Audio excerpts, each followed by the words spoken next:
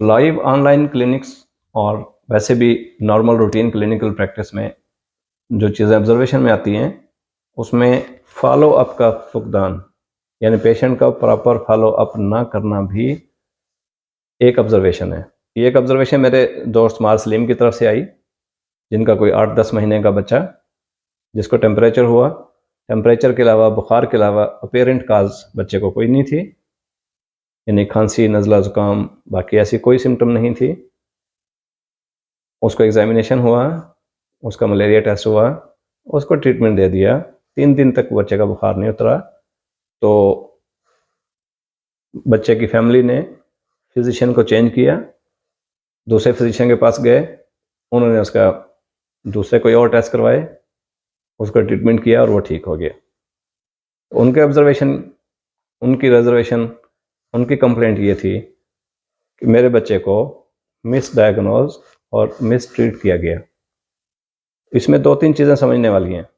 एक तो फिजिशियन कोई भी होगा, अगर वो क्वालिफाइड फिजिशियन है तो वो अपने तय कोशिश करता है कि अपने पेशेंट को अपने इल्म, अपने तजर्बे की बुनियाद पे बेहतरीन तरीके से इलाज कर सके, नंबर 1।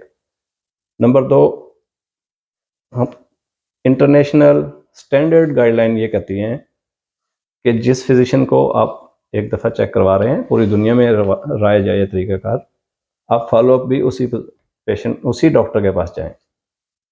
फॉलोअप का मतलब है दूसरा तीसरा विजिट भी उन्हीं के पास करें कि आपके पास आए थे, ये प्रॉब्लम थी, ये ठीक हो गई और ये नहीं ठीक हुई, या ये बढ़ गई अलामत, ये ठीक हो गई, या ये अलामतें बढ़ गई हैं, ठीक कुछ भी नहीं हुआ, ताकि वो प्राइमरी फिजिशियन उसको दोबारा से एग्जामिन करे, अपनी इन्वेस्टिगेशन पे फोकस करे और फिर उसको मैनेजमेंट को रीडिज़ाइन करे।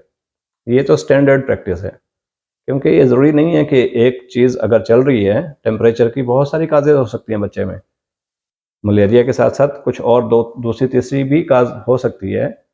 दूसरे सेशन में फॉलोअप सेशन का मतलब ये होता है कि उनको दोबारा से फोकस किया जा सके। तो फॉलोअप विजिट बहुत ज़रूरी है पेशेंट की बीमारी के दौरान, और प्राइमरी फिजिशियन के पास ही है।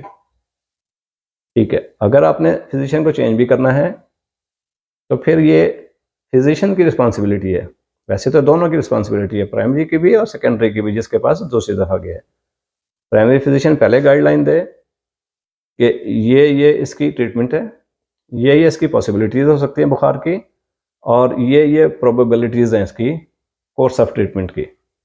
सेकेंडरी फिजिशियन को भी गाइडलाइन उसी तरीके से देनी चाहिए कि इसका ये काज थी, ये इसको ट्रीटमेंट दिया गया, लेकिन इसकी दूसरी काजेज़ भी हो सकती हैं, इसलिए इसका बुखार सेटल डाउन नहीं हुआ और हम इसके जो सेकेंडरी और थर्ड जो टेस्ट हैं वो करवा के देख रहे हैं, ताकि पेशेंट भी सेटिस्फाई रहें, पेशेंट्स के अटेंडेंट सेटिस्फाई रहें, और जो प्रोफेशनलिज्म है वो भी मेंटेन रहे।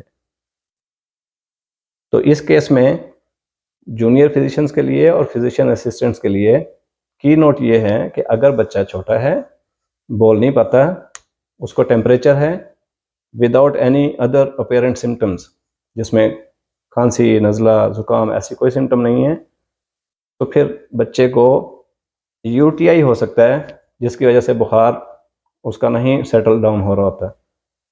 तो सबसे पहले ऐसे केस में यूटीआई को डायग्नोज कर लेना चाहिए, क्योंकि बेसिक प्राइमरी टेस्ट सीबीसी और कंप्लीट यूरिन एग्जामिनेशन करवा के इन चीज़ों को रूल आउट करके फिर किसी और दूसरे तीसरे टेस्ट की तरफ जाना चाहिए।